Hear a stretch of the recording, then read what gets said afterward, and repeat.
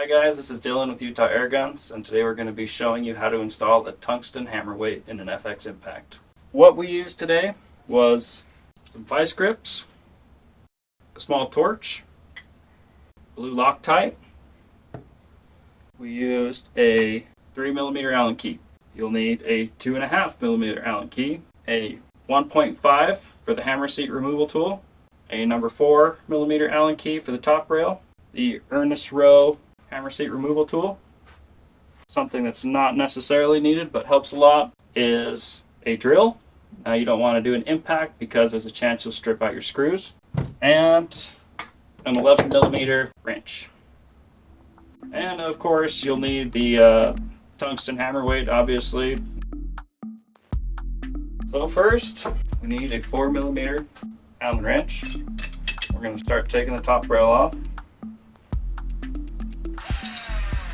This you'll need a 2.5 Allen wrench, Allen key. Set that to the side there. Take off your cheek piece. Then we got to take off the backbone. Notice how all I've used so far is the 4 and the 2.5mm.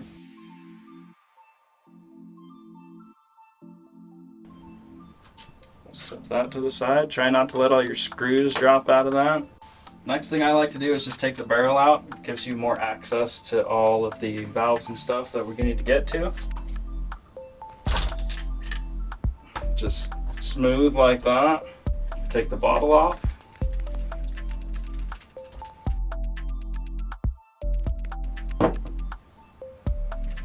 And you'll undo the valve adjuster knob.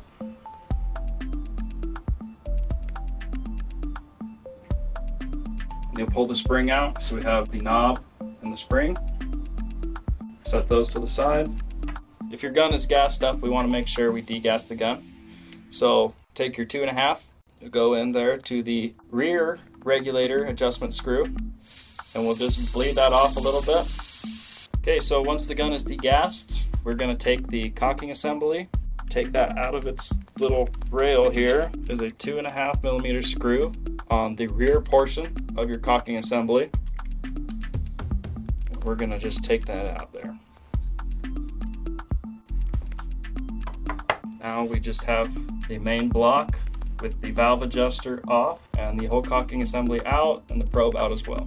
So what I'll do is revise the gun, make sure it's nice and tight. Take my 11mm. You'll want to use the closed end of the wrench. We do not want to bend this piece on the end of your valve adjuster. In our experience, the best thing to use is the closed end. And we will loosen the stem here.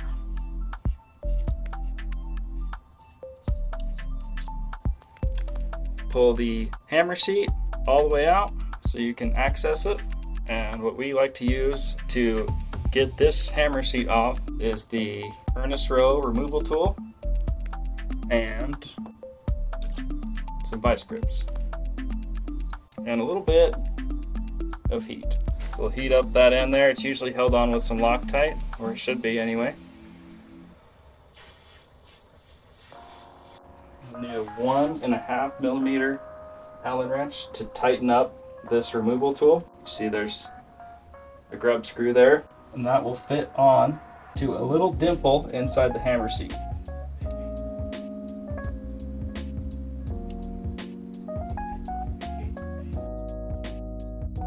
And you notice how I put the vice grips, so when I turn the hammer seat, the vice grips are stopping this valve rod from turning. That's a key part. And then you'll just spin it counterclockwise to loosen it.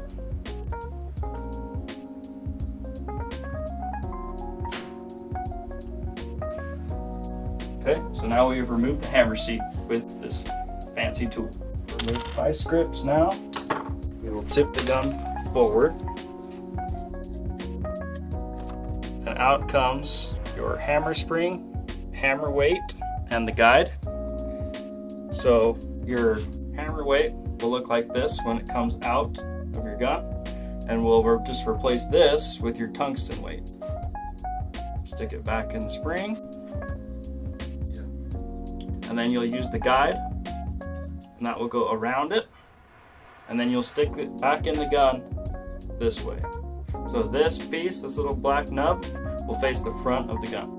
Jiggle it back into place, make sure everything is seating correctly.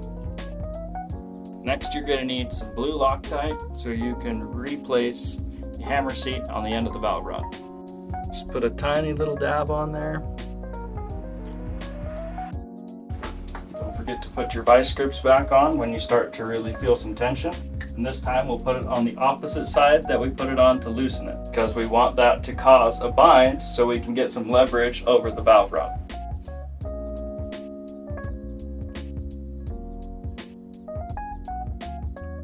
And as you tighten it, you'll kind of feel it bottom out, and that's about where you want to stop.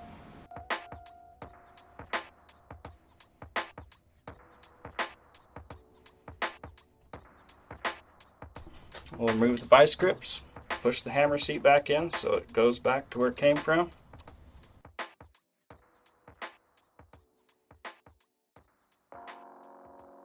Take your valve adjuster stem and we'll put that back where we found it, right over the hammer seat. I like to get it just finger tight. Use the 11mm box end to snug up that valve adjuster stem. Just make sure it's tight, you don't need to go crazy on it. Then we'll put the valve adjuster knob with the spring, line it up first, stick it back into the stem, and you can just tighten that back on. So we'll take our cocking assembly and we'll place it with the probe aligning first, and then with the front part of the cocking assembly you'll see a nub that sticks down, and inside the block there's a little slot where that needs to fit into. That'll just freely move up and down, and we'll line up our rear portion with the 2.5 Allen screw.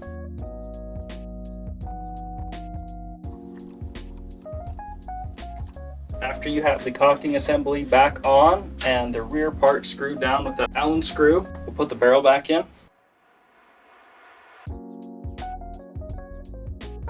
Use our 3mm, tighten the barrel grub screw down. Line all the screws properly.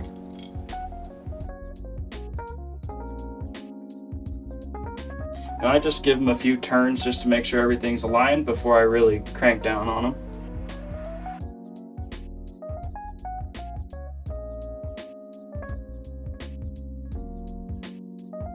Put your top rail back on.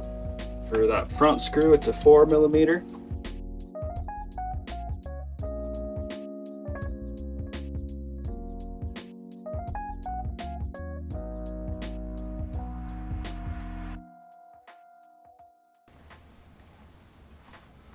There you have it. Alright guys, it's not really that tough of a process, as you can see, just exchanging that old weight for the new tungsten hammer weight. If you guys have any further comments or things you guys want to see, feel free to drop a comment below. We'll be making a lot more of these videos for you guys, so stay tuned.